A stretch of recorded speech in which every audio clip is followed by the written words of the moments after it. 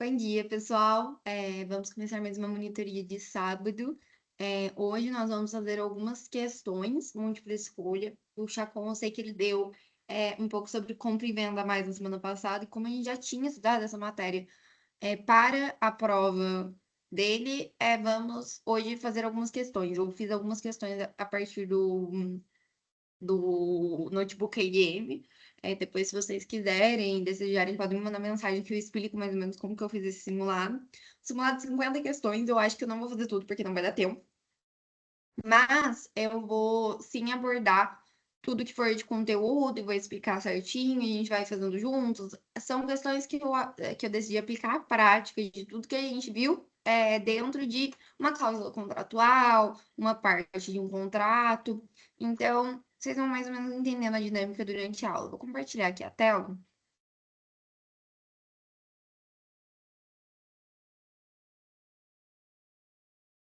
Trouxe aqui uma cópia do simulado, mas ele já está no Drive. E aí eu vou ir fazendo as questões com você e vou grifando o gabarito, tá bom? Deixa eu só escolher uma cor. Certo. Então, vamos começar com as questões em si, tá bom?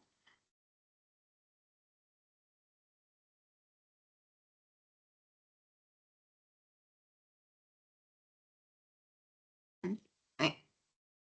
Durante uma fase de negociações preliminares para a fusão de duas companhias, Sociedade Empresária Alfa interrompe abruptamente o processo para obter dados confidenciais da sociedade Beta, sem apresentar justificativa plausível para não conclusão do negócio, à luz dos princípios contratuais. A conduta é lícita, pois o dever de sigilo e confidencialidade só existe se houver cláusula expressa no contrato principal já assinado. B. Está amparado na liberdade de contratar, uma vez que as negociações preliminares não possuem qualquer força vinculante ou reflexo jurídico. C. Caracteriza-se violação da boa-fé objetiva por quebrar dos deveres anexos de lealdade e proteção de confiança, gerando responsabilidade civil pré-contratual. D. Ofende a função social do contrato, mas não gera dever de indenizar por ser anterior à formação do vínculo jurídico definitivo. E. Configura cumprimento do pactum sunt servanda, pois a fase de pontuação equivale para fins de execução ao contrato definitivo. Então, vamos analisar um pouco da cláusula e entender um pouco sobre isso, tá bom? O que diz na fase de negociações preliminares e o que o contrato diz como um todo? As negociações preliminares não têm efeito de força vinculante sobre necessariamente fechar um contrato. Isso a gente sabe, isso a gente estudou na semana passada. Então, por exemplo, a gente já poderia começar, talvez eliminando algumas questões. Então, a conduta ilícita, não, porque a conduta de interromper o processo para obter dados confidenciais não faz parte de uma conduta lícita, certo? Dados confidenciais, eles são confidenciais, então não faz parte. Agora, está amparado na liberdade de contratar uma vez que as negociações ou reflexo jurídico. Força vinculante, talvez ela não tenha mesmo, mas reflexo jurídico tem muito, porque qualquer coisa que seja fora dos padrões, que esteja ali uma violação, a gente tem sim. A C. Caracteriza-se na violação da boa-fé por quebrar deveres anexos à lealdade, proteção e confiança, gerando responsabilidade civil pré-contratual. A C é a alternativa correta. Por quê? Porque a violação da boa-fé objetiva foi um dos princípios macros que a gente viu quando estávamos explicando sobre a boa-fé contratual.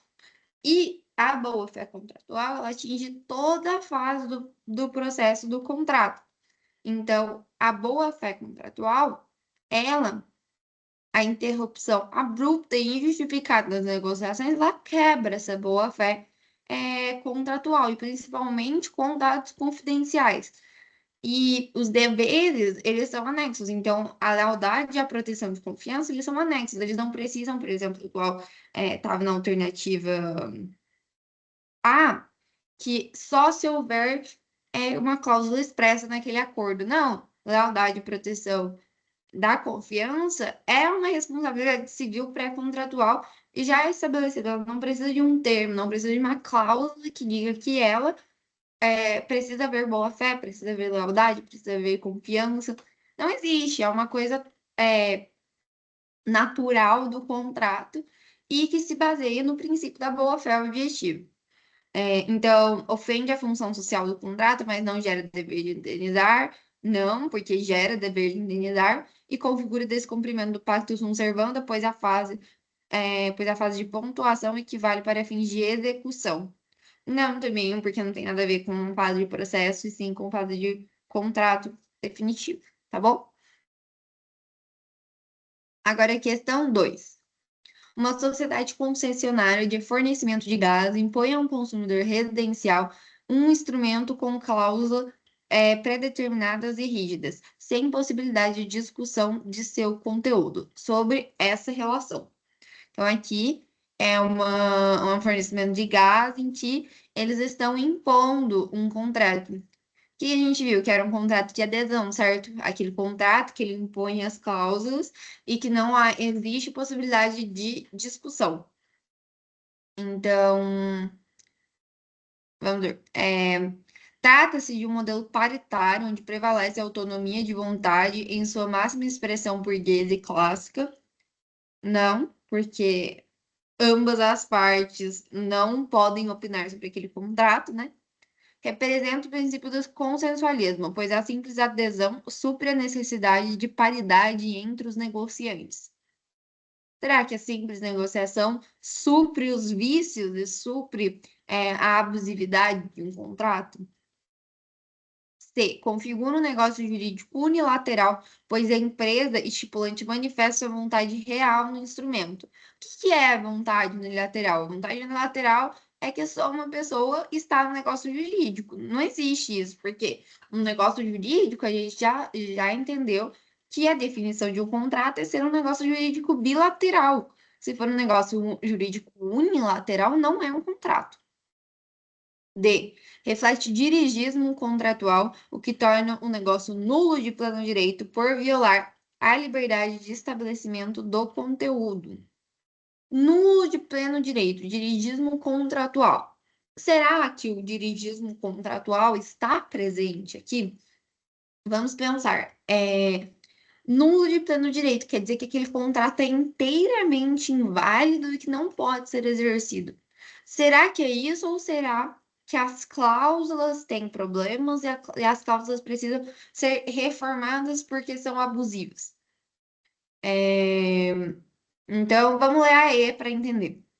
Representa um modelo massificado em que o Estado intervém para evitar o abuso de poder econômico e a imposição de cláusulas leoninas.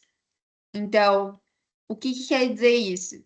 Que aqui o Estado, as causas são predominantemente rígidas e anexas, assim, e massificadas, pois elas precisam, vem de um contrato de adesão, como o que eu falei no começo, quando eu estava lendo o enunciado, e ele exige sim a intervenção estatal. Então, o Estado intervém para evitar abuso de poder. O Estado intervém para evitar que essas cláusulas leoninas são cláusulas abusivas, e evite o abuso econômico. O dirigismo contratual é aquele que o Estado intervém para conseguir que aquele contrato não seja abusivo. Então, a D está errada por quê? Porque não reflete dirigismo contratual. Se tivesse dirigismo contratual, não teria cláusulas abusivas. Então, por isso, a resposta correta é a letra E.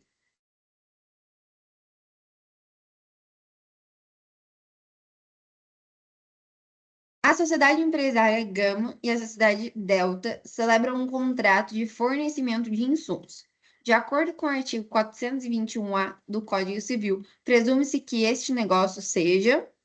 Então, A empresa Gama e a sociedade Delta, elas celebram um contrato de fornecimento de insumos. É isso que nós temos. E então, vamos pensar na regra geral dos contratos, o que os contratos são e de fornecimento de insumos em si. Então, aqui nós temos 5 opções, ok? Então, ele pode ser aleatório, paritário e simétrico, não solene, formal e relativo. Vamos ver cada uma das alternativas e analisar. Aleatório, visto que o risco de mercado é inerente à atividade empresarial desenvolvida pelos contratantes. B. Paritário e simétrico, aplicando-se o princípio da intervenção mínima do Estado na autonomia privada das partes. C. Não solene, permite que a vontade seja expressa por qualquer meio, inclusive o silêncio intencional do adquirente. D. Formal, exigindo-se obrigatoriamente a escritura pública para garantir a segurança e a validade perante terceiros. E. Relativo, produzindo efeitos apenas em relação aos administradores que assinaram o instrumento e não a pessoa jurídica. Então, vamos analisar cada um igual a gente está fazendo. Aleatório. Aleatório é que o risco de mercado é inerente, mas será que é? Porque aqui a gente tem um fornecimento de insumos, é uma coisa certa, não há um risco. Aqui existe o contrato aleatório quando existe um risco certo. Então, quando você joga nas bets, existe um risco certo. Já que nós não temos um risco inerente à atividade empresarial, isso não é um contrato aleatório. O risco da atividade empresarial é um risco geral. Agora, o risco para o contrato ser considerado aleatório, ele precisa ser específico. Então, como nós não temos um risco específico, esse contrato não é aleatório, porque o fornecimento de insumos nesse contrato ele é certo, ele foi determinado. É certeza que eu vou receber aquele produto. Não é igual uma aposta que eu não tenho certeza que eu vou receber aquele dinheiro de volta. Aqui, o fornecimento de insumos ele é certo, ele foi acordado e celebrado em contrato. Ok? Paritário simétrico, aplicando-se o princípio da intervenção mínima do Estado de autonomia privada das partes.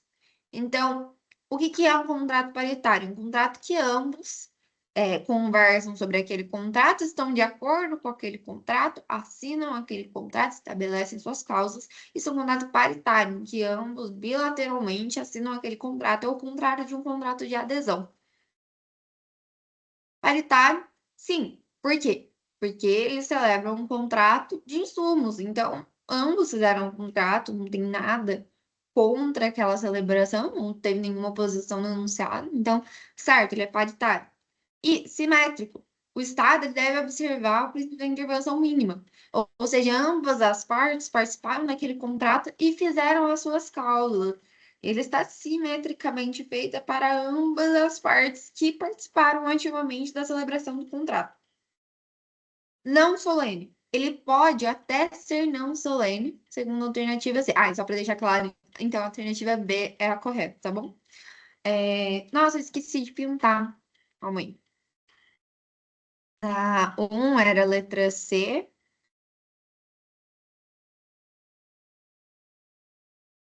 Na 1 era a letra C. E na 2 era a letra E.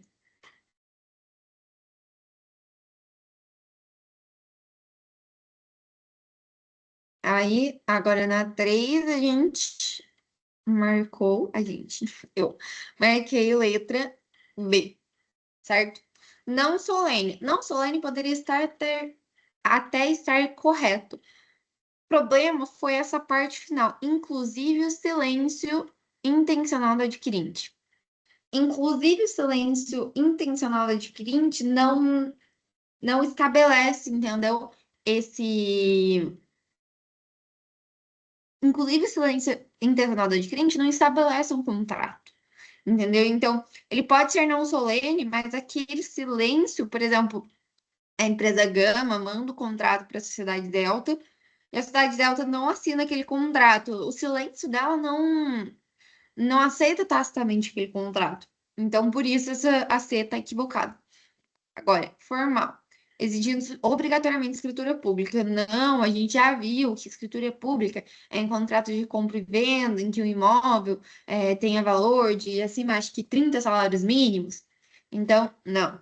Relativo, então, produzindo efeitos apenas aos administradores, não, porque não é apenas aos administradores, e sim a as pessoas jurídicas também, as pessoas jurídicas não exercem sobre os administradores, a gente já viu desconsideração da personalidade jurídica, então não existe isso de que é apenas para os administradores, inclusive os administradores não são atingidos por aquilo, e sim a pessoa jurídica. Então, por isso a alternativa aí está equivocada, tá bom? 4. O princípio que estabelece que o contrato válido faz lei entre as partes, gerando irreversibilidade da palavra empenhada e pedindo a revogação unilateral fora das hipóteses legais, é o princípio de. Então, qual o princípio que diz que o contrato faz lei entre as partes? Então, gente, só tem uma resposta certa. Então, eu nem vou me estender muito analisando o caso, cada alternativa. A resposta correta é a letra A, o princípio da obrigatoriedade. Pacto sunt servanda. O que é a tradução de pacto sunt servanda? O contrato faz lei entre as partes. Então, a resposta correta é a letra A, que fala exatamente, o contrato faz lei entre as partes. Então, a gente já sabe que ele está falando do princípio do pacto sunt servanda. Tá bom? 5. Na fase de redação da minuta de um contrato de prestação de serviços logísticos, o ofertante omite deliberadamente que sua frota possui uma falha técnica recorrente conhecida pelos seus mecânicos. Essa omissão viola o dever de sigilo, que obriga a parte não revelar defeitos dos objetos antes da assinatura do instrumento. Que qual o tema dessa questão, né? É importante nós falarmos sobre isso. O tema dessa questão é vício inibitório, certo? Mas não necessariamente ele vai tratar sobre isso, certo? Assistência, que exige que a parte ajuda a outra a descobrir os vícios do negócio através de uma auditoria. C. Lealdade, pois a vontade manifestada no documento não corresponde à conduta praticada nas fases de tratativas. D. A informação, dever de anexo à boa-fé objetiva que impõe a comunicação de todas as circunstâncias relevantes do negócio. E. Pois confidencialidade, pois dados técnicos e falhas operacionais não podem ser discutidos na fase de pontuação. Ok, então vamos analisar. A letra A e a letra E, eu acho que podemos, evidentemente, eliminar. Por quê? Porque você tem sim o dever de avisar, você tem sim o dever de falar quando existe algum vício, certo? A gente falou, se o vício era conhecido, tem que indenizar. Então, isso é importante. Agora, assistência precisa negócio através de uma auditoria? Será que isso existe? Ter que fazer uma auditoria quando se fecha um contrato? Não. O dever que existe aqui é sim de uma informação. E aí, isso a gente tem na alternativa D, dever de informação. Então, dever de anexar a boa-fé que impõe a comunicação de todas as circunstâncias relevantes ao negócio. Tá certo. Então, a gente fala muito. O princípio da boa-fé é uma coisa que cai muito. Por quê? Porque a boa-fé é o que rege os contratos. Se é em boa-fé, a gente não tem um contrato válido. Então, aquele contrato ele precisa ser regido por boa-fé. E assim, a gente impõe que todas as circunstâncias devem ser conversadas, devem ser discutidas. Qualquer coisa fora disso, por exemplo, lá de cima, não corresponde com a conduta na fase das tratativas. Não foi na fase das tratativas, foi na fase da execução do contrato, foi na fase que realmente o contrato foi para ser feito. Então, por isso a nossa alternativa D é a alternativa correta. Bom. Ao prever que a liberdade de contratar deve ser exercida nos limites do interesse social e da dignidade da pessoa humana, o legislador estabeleceu a função social um critério. Então, qual é o critério que o legislador estabeleceu para a função social? A. Subjetivo e absoluto, prezando a ignorância do agente sobre as normas de ordem pública no momento da celebração. Essa já é um absurdo, não dá para considerar, porque aí tá falando, pega o pacote de ordem pública, de preceitos contratuais, de preceitos de ordem pública e joga fora. Não existe isso, certo? Agora B. Teleológico e limitativo, visando o bem comum e o banimento de cláusulas abusivas e leoninas ou leoninas em qualquer contrato. C. Processual e probatório, exigindo a função social seja provada em cada cláusula de forma individualizada. D. Patrimonial e egoístico, focando exclusivamente no lucro das partes contratantes como motor da economia. A D também é outro absurdo. Diz para jogar de novo os preceitos de ordem pública fora, então a gente já pode eliminar, então a gente fica só com a B e C por enquanto, vamos ler agora a alternativa E. Histórico formal, remetendo ao modelo de contrato do Código Napoleônico e sua visão individualista. Não, aqui a gente pensa sempre num coletivo, certo? A gente falou sobre a boa-fé objetiva. Não dá para falar que a boa-fé objetiva é individualista, porque a boa-fé objetiva obriga a pensar nas duas partes no momento da celebração de contrato. Então aí a gente pode eliminar também. Agora, vamos entender que talvez na letra C a parte final esteja certa, mas processual e probatório não tem muito sentido, certo? Porque não é processual. É matéria de direito civil, é matéria do contrato mesmo. Então, por isso, a resposta correta é a do critério teleológico e limitativo.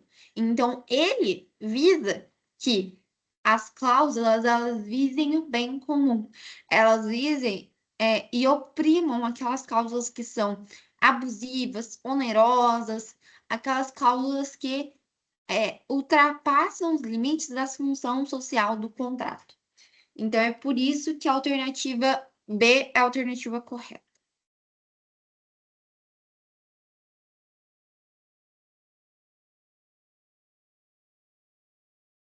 De acordo com o texto expresso no Código Civil, de artigo 421, a liberdade de contratar será exercida em razão de qual princípio? Então, qual princípio diz sobre a liberdade de contratar e será exercida em razão e nos limites de qual princípio? Então, essa também é muito fácil. Ela será exercida nos limites da função social do contrato, letra E. E por que pela função social do contrato? Porque a liberdade do contrato é exercida nos limites da função social do contrato. Então, a gente sim tem uma autonomia de vontade, mas ela não é absoluta, ela é relativa, certo? Ela é relativa aos ordem pública. Pactus sunt servanda, ele não é irrestrito. O contrato não faz lei entre as partes e ignora todo o resto que existe no mundo. Não. O contrato ele olha, sim, o que se estabelece entre as partes, mas não ignora tudo que é feito, não ignora todas as outras coisas. Então, Pactus sunt servanda não é irrestrito. Relatividade dos efeitos, não. Ele tem efeitos do contrato, podem ser efeitos que causem a nulidade, mas sempre tem efeitos. Do consensualismo formal, ele não limita, então não é o princípio que ele vai limitar aquele contrato, mas a função social sim limita. A função social manda observar os requisitos de ordem pública, manda não ultrapassar a leonidade das cláusulas, então por isso é a questão correta. Em um contrato de doação sem encargos, a interpretação das cláusulas conforme a teoria geral e as normas sobre negócios jurídicos benéficos deve ser feita de forma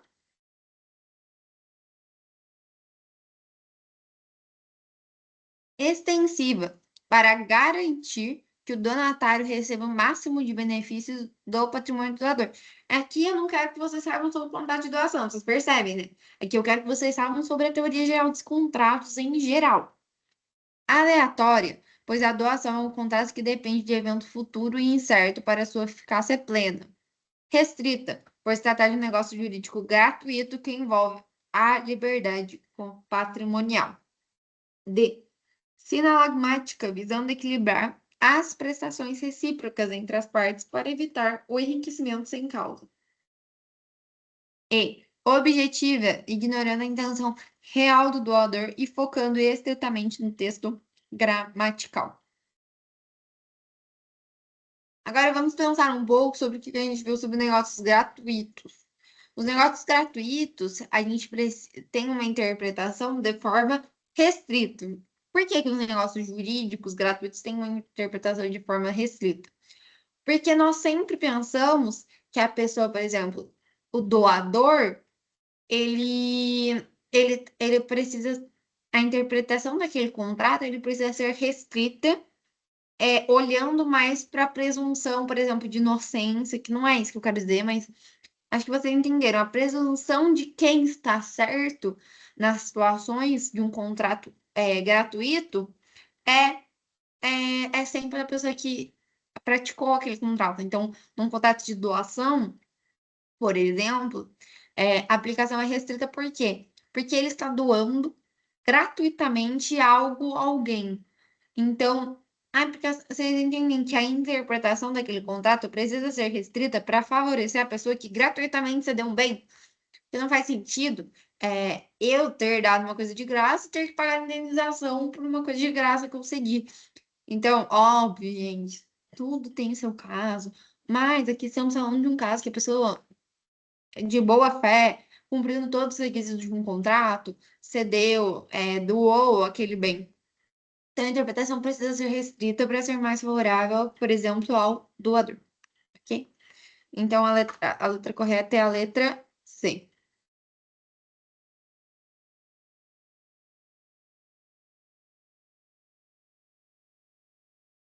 O princípio da relatividade dos contratos estabelece que, como regra, os efeitos jurídicos.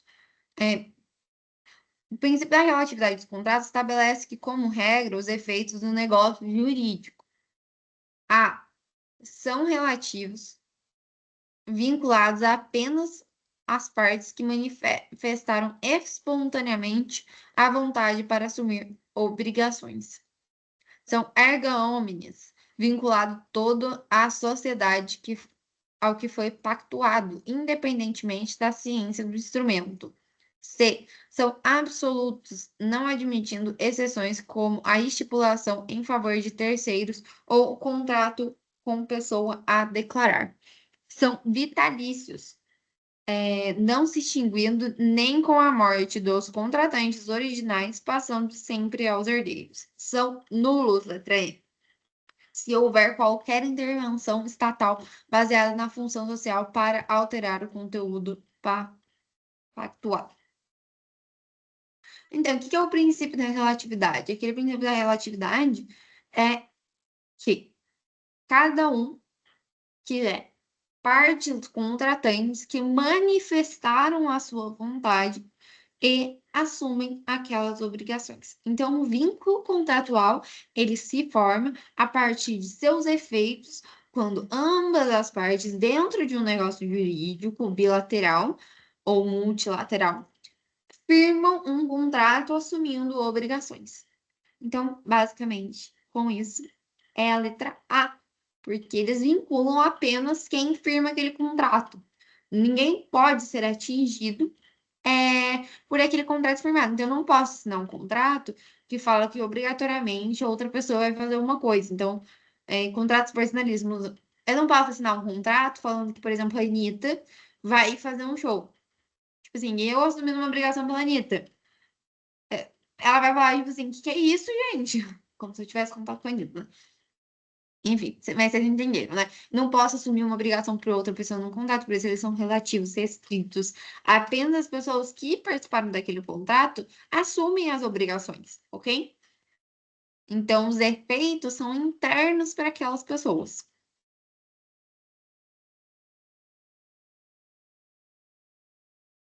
Sobre o padrão de conduta exigível nas relações civis, a boa-fé objetiva se diferencia da boa-fé subjetiva, porque esta última consiste em uma regra de comportamento de ética exigível juridicamente de todos os contratantes. B. Funciona como uma limitação ao exercício dos direitos subjetivos, evitando abuso de direitos. C. Cria deveres anexos de cooperação e cuidado entre os contratantes durante a execução do contrato. D. Diz respeito ao estado de sua consciência do agente ou à ignorância sobre um vício que macula o negócio. E. É um conceito jurídico indeterminado que serve exclusivamente para integrar o negócio em caso de omissão dolosa. Então, vamos entender. Aqui, ele quer falar sobre a boa-fé subjetiva. Então, qual é a diferença entre a boa-fé subjetiva e da boa-fé objetiva? A boa-fé subjetiva, ela diz respeito ao Estado. Ela diz respeito àquela interpretação que o Estado vai ter sobre aquele contrato. É uma interpretação objetiva, é quando a gente tem uma coisa direta, que é uma coisa padrão. Todos olham, por exemplo, esse teclado e falam que é um teclado. Já na boa-fé subjetiva, alguém pode olhar esse teclado e pode falar, eu não acho que é um teclado, eu acho que é uma caneca. Entendeu? E isso é a boa-fé subjetiva. E ela diz mais sobre como o Estado ele vai interpretar ou vai entender aquilo que está escrito naquele contrato. Por isso, a alternativa correta é a alternativa D. Então, diz respeito ao Estado e à consciência da gente, ou à ignorância sobre vício que macula o negócio.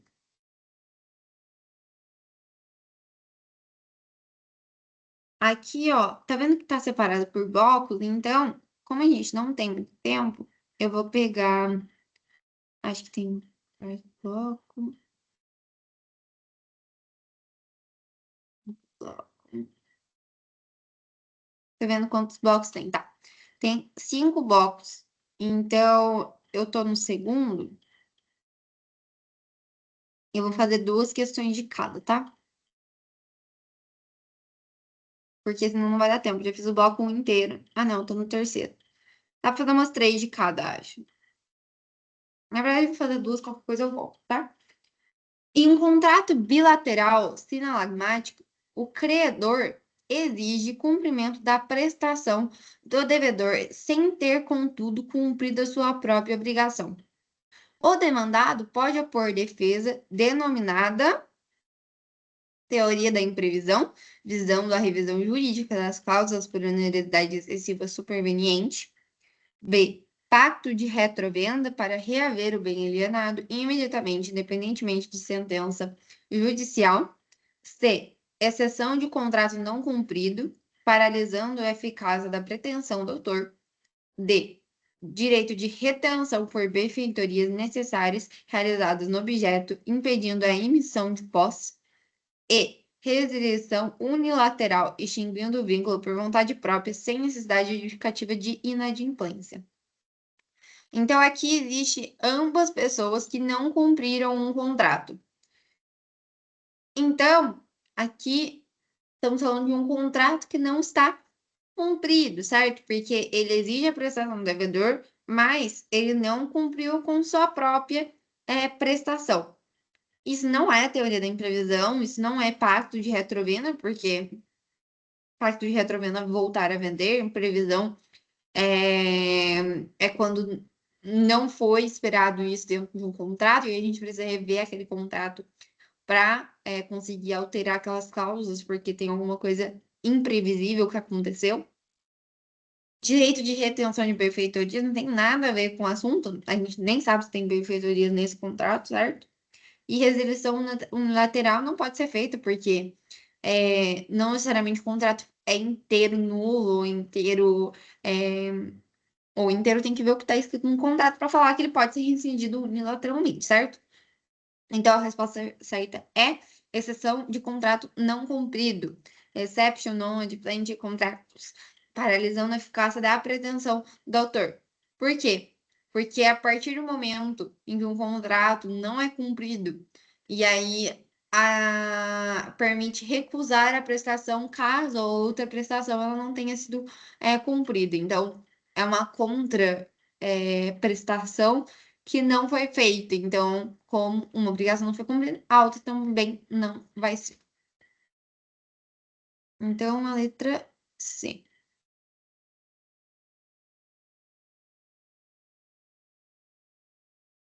A 12.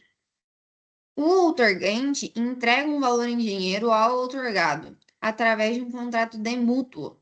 Quanto ao momento da formação da existência desse vínculo, é correto afirmar. Então, contrato de mútuo é um empréstimo de dinheiro, ok? E aí, quanto ao momento da formação e existência desse vínculo, a gente quer saber quando se formou a existência do vínculo de mútuo, ok? É real, pois a entrega da coisa em dinheiro é pressuposto essencial para que o contrato seja reputado existente. É consensual por se aperfeiçoa com a simples promessa de entrega do valor, gerando vínculo imediato. C. É bilateral, uma vez que gera obrigações recíprocas e contemporâneas para ambas as partes desde a assinatura. D. É solene, exigindo obrigatoriamente a forma escrita e registro público para que possa existir juridicamente. E. É comutativo, pois os riscos de perda do capital são assumidos integralmente pelo outorgante desde a proposta. A resposta correta é a letra A. Por quê? Porque a entrega do dinheiro, ele é pressuposto essencial para que ele contrato aconteça. No contrato de mútuo, se não existe a entrega daquele dinheiro, se ninguém entrega aquele dinheiro, o contrato não existe. Então, o que a gente tem que entender? Que o contrato real, ele só vai produzir efeitos a partir do momento da entrega da coisa. E isso é o que acontece no contrato de mútuo, como que acontece no contrato de doação, ele só vai partir efeitos quando a entrega da coisa seja efetivamente realizada. Então, por isso, a resposta correta é a letra A.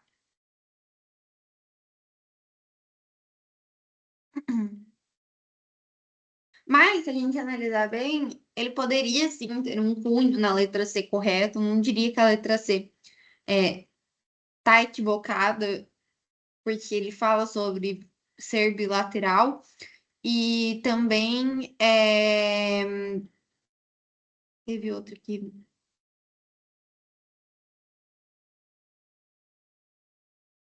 Não, a letra C eu acho que também não estaria de todo errada, ok? Vamos lá para o próximo bloco, assim eu continuo. E talvez dê tempo de fazer uma de cada bloco.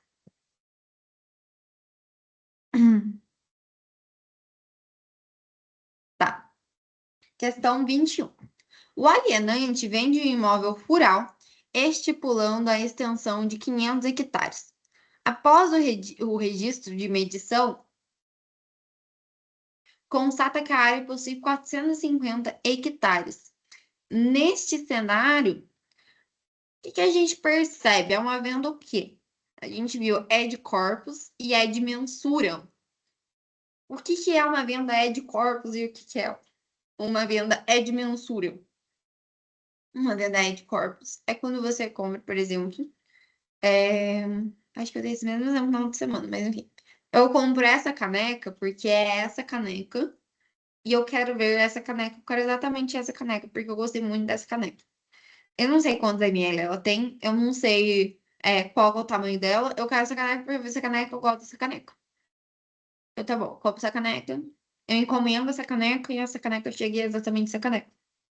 Agora, eu compro essa caneca porque eu quero uma caneca que entre 350 ml de chá. E aí, quando essa caneca chega para mim, ela não tem 350 ml de chá. Ela tem 250, por exemplo. Então, quais são as duas problemáticas? Primeiro, eu comprei a caneca porque ela é uma caneca, porque eu gostei da caneca, eu não sei nem a porcentagem de ml da caneca, mas eu quero aquela caneca. É uma venda, é de corpos, eu compro pelo corpo, pelo conteúdo. Agora, é de mensura, é pela medida. Então, eu compro ela porque ela tem 350 ml. Se ela não tiver 350 ml, eu não quero a caneca. Porque eu comprei ela pelo tamanho da caneca. Se ela é menor, eu não quero ela. Então, aqui, ó, a gente já pode, né, eliminar o que fala de anticorpos, porque a venda tá escrito, ele comprou pelo tamanho. Ele queria um de 500 hectares, ele comprou por isso. Então, o que que acontece quando a gente tem uma venda de mensura? Acontece que na venda de mensura, o adquirente ele pode exigir o complemento da área e o abatimento do preço ou resolução do contrato. Então, é a letra E a resposta. Por quê? Porque ele pode exigir o complemento daquela área e ele também pode exigir o abatimento do preço ou resolução do contrato. Por quê? Porque o que ele queria ele não foi cumprido. E aí, a propriedade retorna alienante automaticamente por força da condição suspensiva implícita, nada a ver. C, o alienante deve pagar uma multa de 20%, independentemente de dolo por violação da boa-fé. Também não, porque a multa de 20% foi estabelecida assim, sem parâmetros nenhum. E o A não possui direitos porque é uma venda de corpos, não. É porque não tem nada a ver com de corpos, e sim, é uma venda de mensura, tá bom?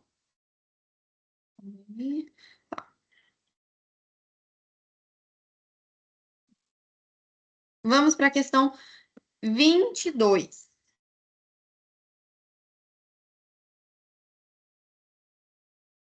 Vamos para a questão 22. O vendedor de um equipamento industrial insere previsão de que, se o comprador decidir alienar o bem a terceiros nos próximos 2 anos, deverá primeiro oferecê-lo ao vendedor em igualdade de condições. Essa cláusula descreve. Então, o que que é a cláusula que diz que ele precisa ter preferência quando o vendedor for vender aquele imóvel novamente? Então, esta cláusula descreve o quê? A preempção, que é constituída no direito personalíssimo e intransmissível do vendedor original.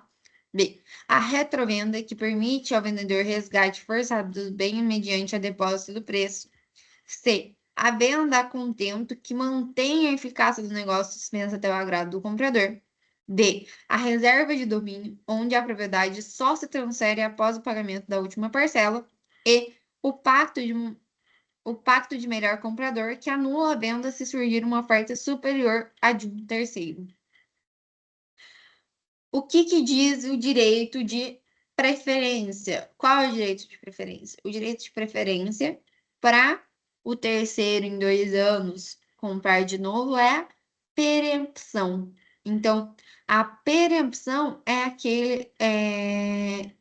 aquele direito em que, em 2 anos, ele descreve que ele precisa ter esse imóvel ofertado primeiro, para que assim a gente consiga comprar ele novamente. O que é o direito de retrovenda? O direito de retrovenda é aquele direito em que o alienante ele tem direito de comprar o imóvel novamente, pagando todos os preços e restituindo as despesas, que é diferente do direito de preferência. O direito de preferência, o comprador ele vai colocar o preço que ele quiser. A partir do momento que ele compra, nesses 2 anos, ele pode vender pelo preço que ele quiser. E o vendedor ele tem direito de recomprar aquele imóvel por esse preço que ele está oferecendo a todos. E já no direito de retrovenda, o vendedor ele tem direito a comprar aquele imóvel novamente, pagando o preço que ele vendeu e ressarcindo as despesas. Vocês entendem que é diferente do direito de preempção ou de retrovenda? São direitos diferentes, porque entregam preceitos diferentes. Então, por isso, é a letra A, ok? Porque aqui ele fala sobre deve primeiro oferecê-lo ao vendedor original.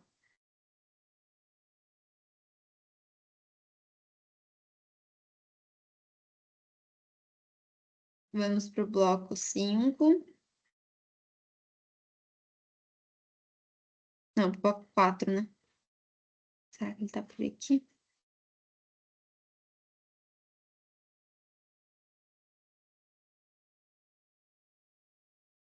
Ah, tá aqui o bloco 4.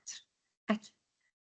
No ato de celebração de um contrato de compra e venda, esse imóvel sem previsão de arrependimento, o adquirente entrega 10% do valor como sinal.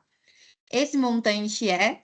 Então, o que que é o sinal quando a gente estudou sobre. Aqui não vou falar, né? Resposta. É, o que que é o sinal né, de equivalência quando você adquire e dá 10% do valor? O que que é isso no direito? E aí tem um fato muito relevante em que ele fala sem previsão de arrependimento. Então, não pode se arrepender, ou seja, não pode reaver esse valor do sinal, caso ele não queira. Então, A. Aras penitenciais, permitindo a desistência imotivada mediante a perda do sinal. B. Aras confirmatórias, marcando o início da execução e impossibilidade de desistência. C. Cláusula penal moratória, exigível apenas se houver atraso superior a 6 meses. D. Doação simulada, devendo ser devolvida com juros de 12% ao ano após a quitação.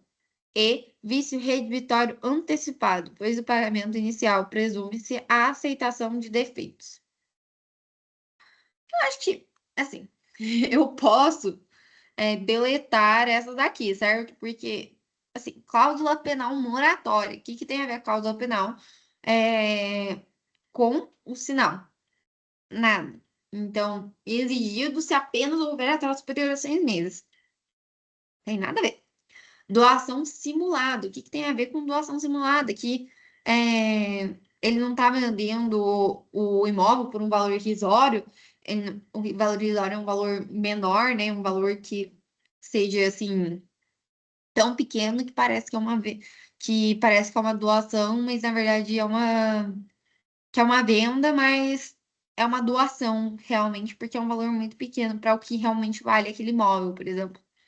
E vício redibitório antecipado. O que que tem a ver isso com vício redibitório antecipado? Não tem nada a ver com vício redibitório, então já elimina todas essas.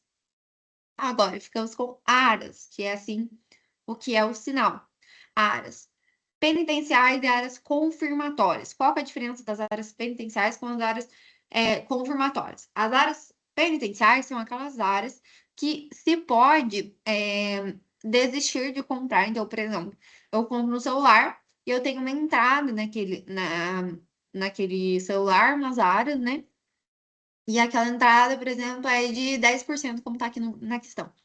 E aí eu decido que eu não quero mais aquele celular. O celular, eles encomendam o celular para mim, ele chega na loja e eu decido que eu não quero mais aquele celular. Eu perco meu sinal e tudo bem. Eu perco aqueles 10% que eu paguei, tudo bem, não tem problema. Não, não tem indenização, não tem nada. Agora, áreas confirmatórias. São aquelas áreas que não se pode desistir. Se você desistir depois de ter pago aquele sinal, você vai precisar pagar indenização por aquela desistência. Então, é essa a diferença. Agora, vamos ler o problema da questão novamente. No ato de celebração de um contrato de compra e venda de imóvel sem previsão de arrependimento, então, aqui a gente já vê, ele não dá previsão de arrependimento, ele não pode desistir. Então, o que que temos aqui? Impossibilidade de desistência. A impossibilidade de desistência está na letra B, áreas confirmatórias. Vamos para 37? Se o alienante, após receber as áreas confirmatórias, descumpre o contrato e desiste do negócio, o adquirente pode. Bom, acho que eu acabei de dar essa resposta, né? Enfim. Exigir apenas devolução simples do valor, sem qualquer correção aos juros. B. pleitar a anulação do contrato por ausência de objeto ilícito, retendo o sinal. C. Transferir o crédito para um fundo de reserva judicial até o trânsito em julgado. D. Haver o contrato por sido desfeito, exigir a devolução das horas mais o equivalente em dobro. E. Pedir a prisão civil do alienante por infidelidade depositária do sinal recebido. Então, quem está descumprindo aqui é o alienante, não o adquirente. Quem está vendendo, o vendedor está descumprindo, não o comprador. O adquirente está perguntando aqui o que ele pode fazer. Então, exigir devolução simples, não, né? Porque se ele está perdendo, ele só vai receber as áreas com juros e correção, pronto. Não vai ter nenhuma penalidade. Se ele descumprir, ele tem que fazer um monte de coisa, mas agora, se o outro descumprir, não vai ter nada. B. Pleitar a anulação do contrato por ausência de objeto ilícito, retendo o sinal. Também não tem sentido, porque aí ele só reteria o sinal, seria isso. Transferência de crédito para o fundo de reserva judicial até o trânsito julgado. Nada a ver, né? D. Haver contrato por desfeito e exigir devolução das áreas mais o equivalente em dobro. Então, é exatamente essa a resposta. Caso o alienante, ele, após receber as áreas confirmatórias, ele descumprir o contrato por alguma forma, ele vai precisar devolver aquelas áreas, o equivalente àquelas áreas em dobro. Então, a resposta correta é a letra D.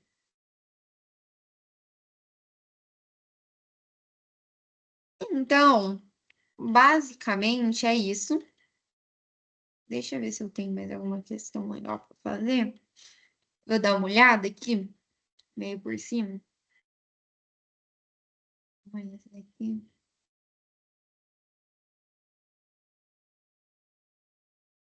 Função social. De qualquer jeito, simulado vai estar inteiramente, tipo, liso, tá bom, gente? Eu não vou deixar ele com desgrifado. Eu só grifei aqui para aula para vocês conseguirem visualizar qual que é a resposta correta. Ok?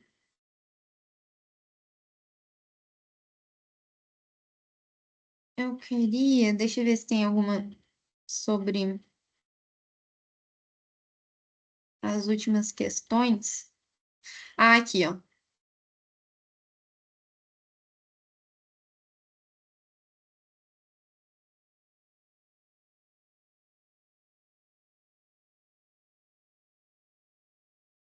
Hum...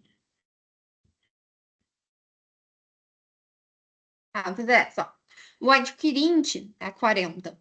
O adquirente perde posse de um caminhão para uma instituição financeira que provou possuir direito real superior à alienação fiduciária, não informada no contrato. Então, o que que acontece quando um adquirente ele perde posse por uma decisão administrativa? O que que é isso? É evicção? É vício redibitório? É resilição unilateral? É áreas penitenciais? E é exceção de um contrato não cumprido? Então, vamos analisar, certo? Áreas penitenciais, a gente já pode, né, tirar, porque a gente acabou de ver que é um sinal.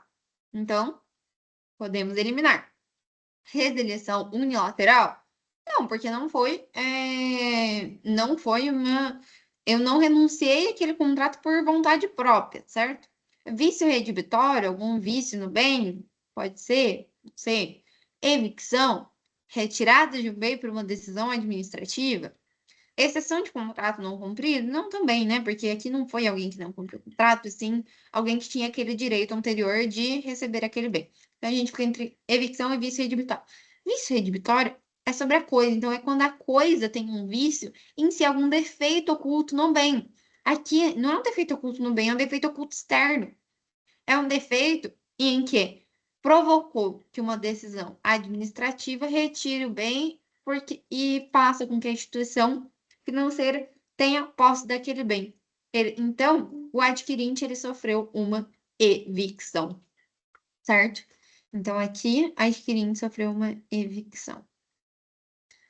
Fácil, né? Acredito que sim. Eu só vou ver Vou só passar para vocês, se vocês quiserem anotar, o prompt que eu usei para fazer esse simulado.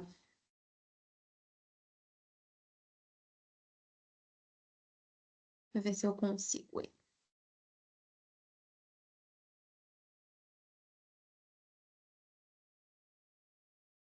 Eu entro no Notebook Leme, só para vocês terem uma ideia. Eu acho que eu não vou conseguir compartilhar a tela. Vou ver se eu vou.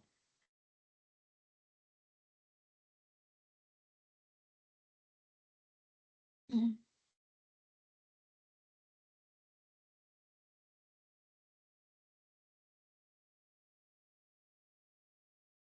Acho que se eu compartilhar a tela em geral. Ah, deixa eu parar de. Se eu compartilhar a tela em geral, vocês conseguem ver minha tela.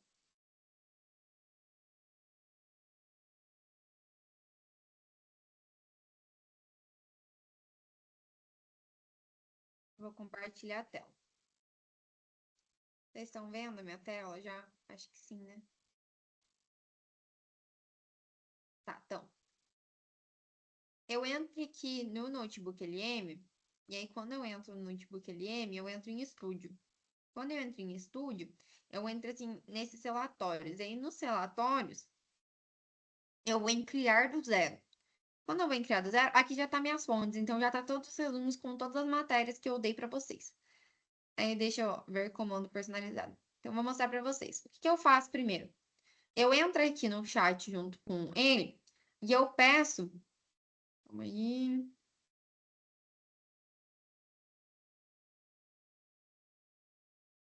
Isso é outras coisas. Deixa eu ver. Onde tá o que eu pedi?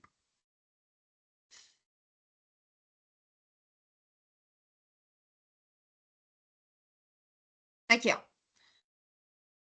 Mas eu acho que eu escrevi duas vezes. Ó. Escrever todos os tópicos e subtópicos presentes na fonte. Aí ele vai lá, ele vai me listar todos os tópicos e subtópicos que tem nas fontes que eu mandei para ele. Então, ele listou aqui todos os tópicos e subtópicos. E aí, eu pergunto para ele quantos tópicos e subtópicos são ao todo. E aí, são 35 tópicos principais e 83 subtópicos, que dá 118 tópicos no total, certo? Aqui, eu entro, então, no relatório e eu mando um comando. Qual que é o comando? O comando é esse. Considerando todos os 118 tópicos, então eu considero todos os 118 tópicos, o que que eu faço quando é minha prova? Eu peço para os 118 subtópicos e eu peço para ele fazer 118 questões, para eu ter certeza que ele vai abordar todas as matérias. Mas como aqui eu estava fazendo para monitoria, eu falei, considerando todos os 118 tópicos e subtópicos presentes nos documentos, somente em negrito, gere um relatório de um simulado de 50 questões de múltipla escolha, abordando enunciados os tópicos, fazendo cláusulas contratuais ou partes de contrato para implantar o aprendizado integrado da matéria aplicado a um contrato com questões cobrindo todos esses tópicos. Não mencionar na questão a qual tópico se refere, com gabarito no final. Revezar bastante no gabarito entre as alternativas A, B, C e D. Por quê? Porque senão ele coloca tipo um monte de B, um monte de A, e aí só fica nisso. Então, eu pedi para ele variar nas respostas. Não colocar a mesma alternativa, como muitas vezes, distribuir um quinto de cada opção. Seja ela a resposta real da questão. Esteja em uma esteja em uma linha individual, então cada alternativa esteja em uma linha individual, porque senão ela faz todas do lado. Não coloca as alternativas na mesma linha ou separadas apenas por vírgula. Pule linhas a cada alternativa. Use o formato. Aí eu dou o formato que eu quero das questões. Então, enunciado da questão, e aí as alternativas estão desse modo. E aí, esse é exatamente o prompt que eu uso. E eu também uso outro prompt que eu vou mostrar para vocês, que eu vou mandar aqui no chat para vocês.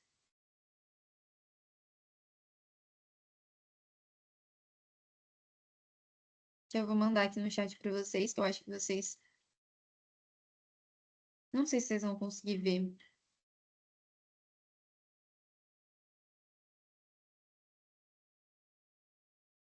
Deixa eu ver. Eu não tô conseguindo abrir outro prompt que eu tenho, mas depois, se alguém tiver interessado no outro prompt, que na verdade eu só troco essa parte que eu coloquei, tipo, contrato, eu coloco fazer simulado da OAB. Aí ele entende como uma coisa mais ampla e ele faz, entendeu?